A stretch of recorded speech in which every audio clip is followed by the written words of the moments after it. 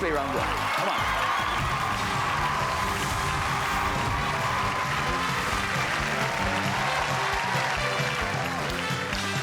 There we go.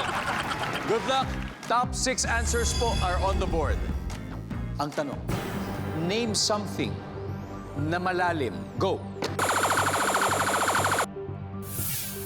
Una pong umilaw yung kay Kuya Chris. Kuya Chris, balon. Gusto mo mag-swimming sa balon malalim. Hindi ka nga ng kanta. Nandyan ba ang balon? Top answer. Kuya Chris, pass or play? Play. Alright, balik po tayo. Let's go play round one. Here we go. Name something na malalim. Dagat. Siyempre kung may balon, maaaring may dagat. Yo! Spencer, name something na malalim. Siyempre may dagat. Swimming pool. Gaano kalalim ang malalim sa swimming pool? Depende, may 10 feet, di ba? May 10 feet? 18 feet.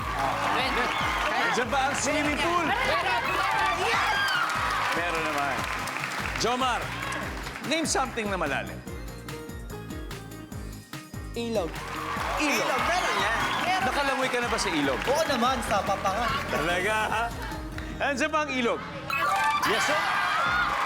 Kuya Chris, 2 more to go. Name something na malalim. Iniisip. Wow! Oo, di ba? Survey says. Krisha, again, name something na malalim. Damdamin. No! Malalim. Damdamin. Nandyan bang damdamin, guys? Team Juvenile, time to huddle. Spencer, kailangan makuha mo na to, kundi makakapag-steal sila. Name something na malalim, Spencer. Siguro basement. Basement. Malalim yun. Oo nga, no? Pwede yan. Parking, di ba? Malalim. Basement. Nandyan ba ang basement? Wala. Guys, here we go. Ian, name something na malalim. Suggestion? Yes, suggest na. Tulog. Tulog! Oh, malalim na tulog. Yan ang kailangan natin para makarecover ang ating mga katawan. Miggy? Bangin. Bangin? Faye? Malalim na paghinga. Malalim na paghinga. Miss Janine, name something na malalim. Kailangan na pumili ng isa or baka meron po kayong iba. Bangin. Bangin!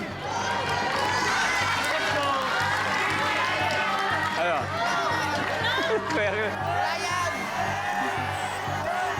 To steal the round, nandyan ba ang bangin? Boom!